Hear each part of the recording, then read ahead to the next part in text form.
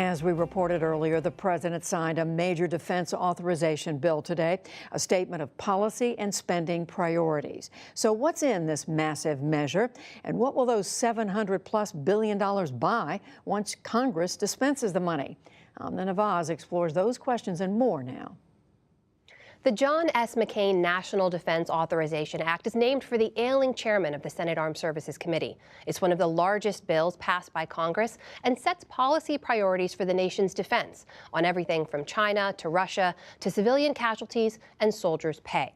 With me now is Foreign Affairs and Defense correspondent Nick Schifrin to walk us through some of its many provisions. And Nick, there are a lot. But let's start big picture now. For the last 17 or 18 years, a lot of our national security defense spending has been kind of driven by terrorism or anti-terror efforts. Is that still true in this bill? Yeah, it's certainly driven by Iraq and Afghanistan and defined by the wars there. What this administration has tried to do in its official strategy documents is get away from that and say that we're no longer focused just on Iraq and Afghanistan and counterterrorism missions throughout the world. We're focused on long-term strategic threats, and those are China and Russia. So you see that really seeped throughout all parts of this bill. You also see one more thing, though, especially when it comes to Russia, and that is an expression of congressional concern, almost a means of restraint on the President of the United States. There are many concerns, as you know, from the Democratic side, but also from the Republican side on the President's policies and rhetoric toward Russia, as well as South Korea and a little bit on China. So you see that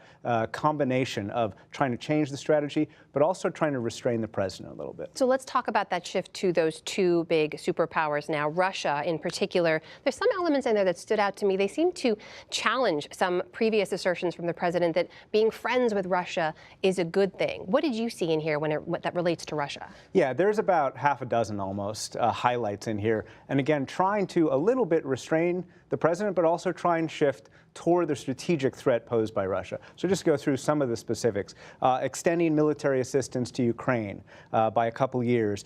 Requires reporting on sanctions. The president has to confirm he's imposed sanctions, also submit to Congress additional sanctions.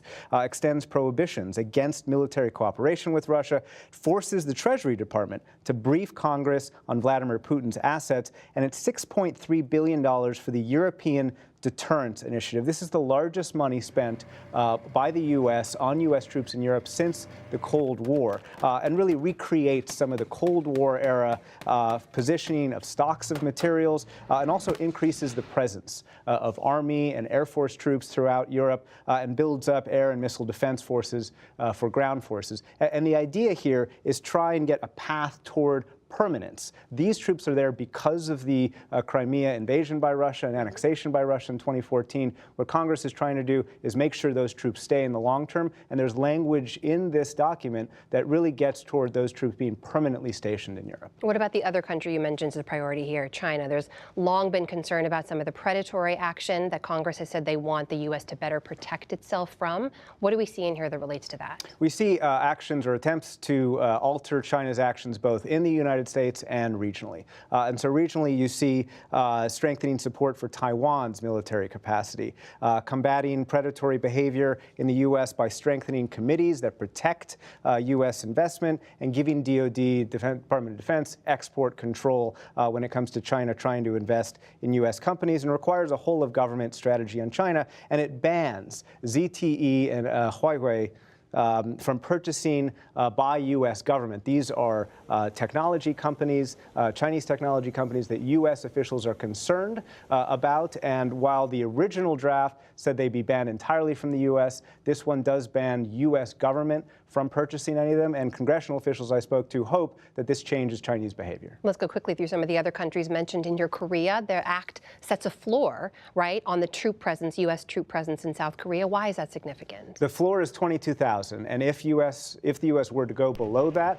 the Department of Defense would have to prove that it's in the national interest of the United States to do this. This is a direct response to the president saying that he believed joint operations, joint exercises with the South Koreans were, quote, war games, and questioning the U.S. presence in South Korea. Congress does not want him to withdraw more troops. What about Turkey? Congress had threatened to block an F-35 deal for a number of reasons. Do they make good on that threat in here? Almost. They certainly try to. The F-35 right now is blocked until Secretary Mattis submits a report on Turkey. Basically, Congress is worried that Turkey is getting the F-35 and also getting a Russian surface-to-air missile that could actually destroy the F-35. Okay, and finally, on Yemen, the U.S. has supported the Saudi-led coalition that's been conducting missions over Yemen. Is there continued funding for that in here? There is, but it restricts some of what the U.S. can do with that coalition. And the fear is that the coalition is, frankly, killing civilians. We've seen a lot of reports of Saudi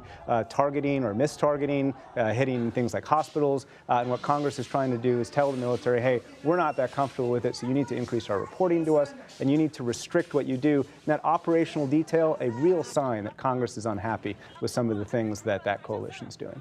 So very quickly, Nick, just step back for me. Is this the big major military buildup the president promised? It's the largest pay hike in 9 years. The soldiers, Marines, they will be very happy with that. Efforts to improve readiness as well and reforms to personnel. But no, this is not the major buildup that the president is promising. Here's what one analyst told me, that this is the same force that we had last year. The airplanes won't break as much, but that does not equal the greatest military buildup ever, and it's not a mobilization by any stretch of the imagination.